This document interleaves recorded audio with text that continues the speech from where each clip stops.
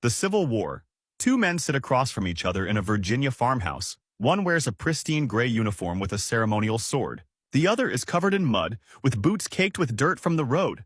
The man in gray is surrendering. The man in mud just won America's bloodiest war. April 9th, 1865. Appomattox Courthouse.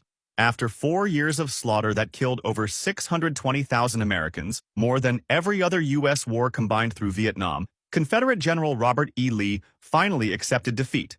The war had torn the nation apart. 11 southern states seceded after Abraham Lincoln's election, terrified he would end slavery. They formed the Confederate States of America and built their capital in Richmond, just 100 miles from Washington, close enough to see the smoke. What followed was industrial-scale carnage. Antietam, Gettysburg, Cold Harbor, names that became synonyms for mass graves. By the end, 1 in 4 Southern white men of military age was dead. By April 1865, Lee's army was starving, outnumbered, and surrounded. He rode to a farmhouse owned by a man named Wilmer McLean to meet Grant. Here's an insane coincidence. McLean had moved to Appomattox to escape the war, because the first major battle, Bull Run, had literally been fought on his previous property. The war found him twice. Lee arrived in his finest uniform, expecting to be arrested, maybe executed.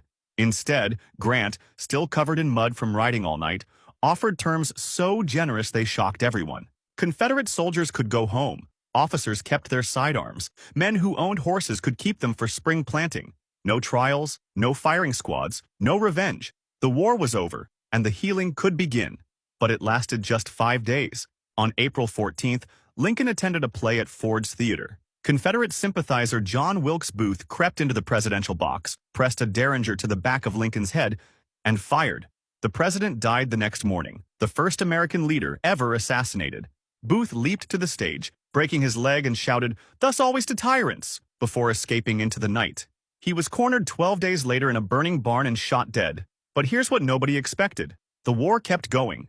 News traveled slowly in 1865. Confederate units in Texas had no idea Lee had surrendered. They kept fighting for weeks. The last Confederate general to lay down arms was Stanwady, a Cherokee leader, on June 23rd. 2.5 months after Appomattox, the Civil War ended slavery. It preserved the Union. But the man who held it all together never saw the peace he fought for. Abraham Lincoln was buried in Springfield, Illinois. The wounds he tried to heal are still bleeding today. World War II. Pacific. The night before Japan surrendered, a group of army officers tried to stop it. They stormed the Imperial Palace in Tokyo, hunting for a recording. Emperor Hirohito had just taped a message announcing Japan's surrender, the first time any Japanese citizen would ever hear his voice. The rebels wanted to destroy it. They believed Japan should fight to the last man, woman, and child. Even after 2 atomic bombs had vaporized Hiroshima and Nagasaki. Even after the Soviet Union had invaded Manchuria. They killed the commander of the Imperial Guard. They searched room by room for hours. They forged orders, cut phone lines, and tried to seize the national broadcast system, but they never found it. The recording had been hidden in a pile of laundry inside a servant's quarters. By dawn, the coup collapsed. Several officers knelt on the palace grounds, drew their swords, and disemboweled themselves. On August 15, 1945, radios across Japan broadcast the emperor's voice for the first time in history. He spoke in formal, ancient court Japanese that many ordinary citizens couldn't even understand. But one word cut through: surrender. Women collapsed in the streets. Soldiers fell to their knees. Thousands of military officers killed themselves rather than accept defeat. Some with swords, others with grenades, many right in front of the Imperial Palace. 2 weeks later, the war officially ended aboard the USS Missouri in Tokyo Bay. Japanese officials in top hats and morning coats stood on the deck, facing General Douglas MacArthur. Behind him stood 2 ghosts, General Wainwright, who had surrendered the Philippines, and General Percival, who had surrendered Singapore. Both had just been freed from Japanese prison camps. Both had been tortured. Now they watched their captors sign the surrender. MacArthur kept the ceremony short, just 18 minutes. When the Japanese finished signing, over 1,000 American planes roared overhead in formation. The most devastating war in Pacific history was over. 2 million Japanese were dead. Over 100,000 Americans. 2 entire cities had been erased by weapons that would haunt humanity forever. An empire that stretched from China to the gates of Australia had collapsed in 4 years, but not everyone got the message.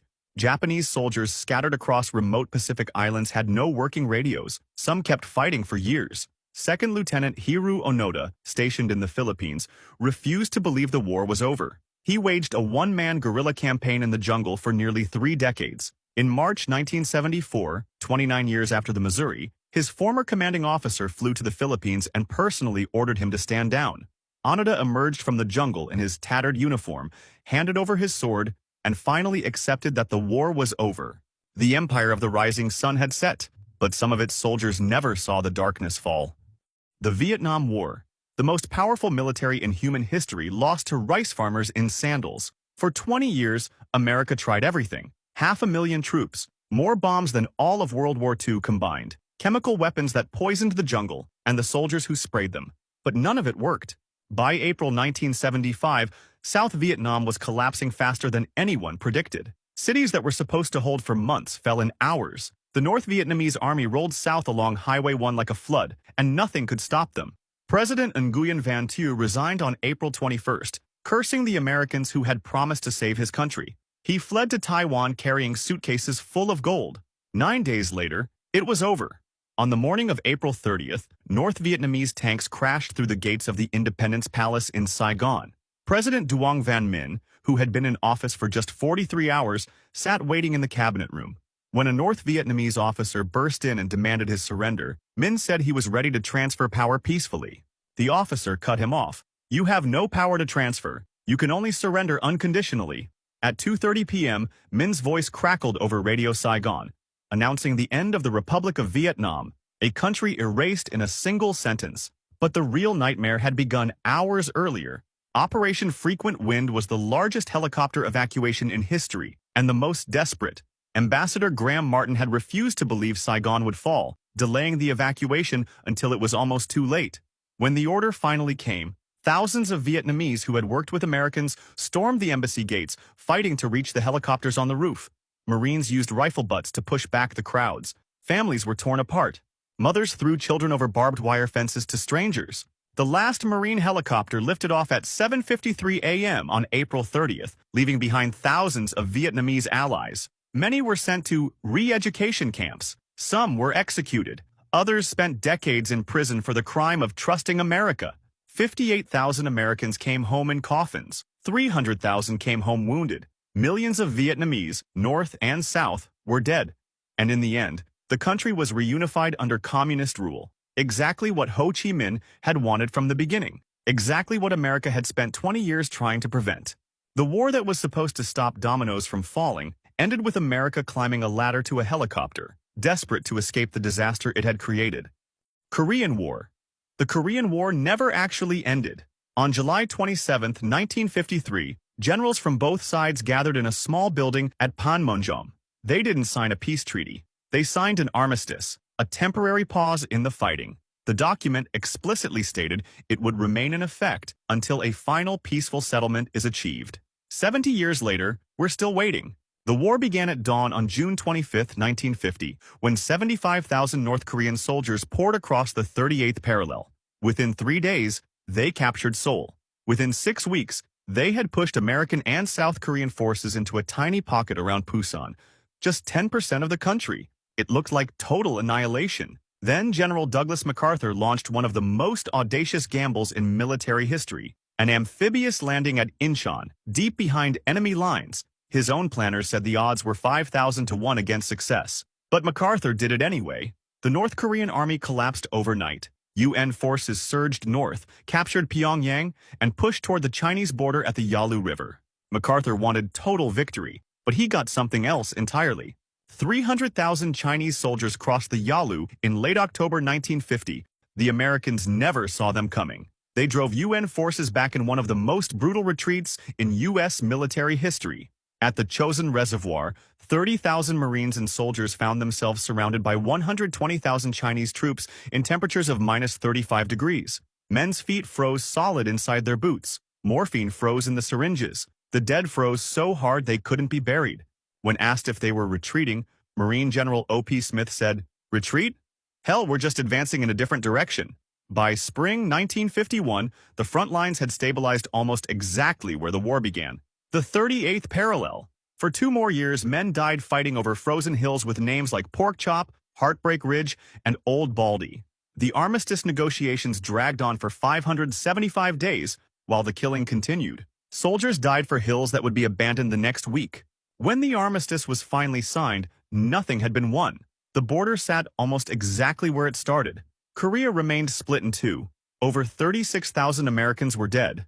An estimated 3 million Koreans and Chinese had perished, most of them civilians.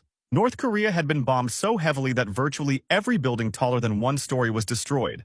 The Korean War became the Forgotten War, overshadowed by World War II's glory and Vietnam's trauma. But for the families who lost sons in those frozen mountains, and for the Korean people still living in a nation cut in half, there was nothing to forget. Today, 28,000 American troops still patrol the DMZ. The two Koreas are still technically at war. The armistice that was supposed to be temporary is now the longest truce in modern history. The guns fell silent in 1953. But the war? The war never ended, and the way things are going, it probably never will.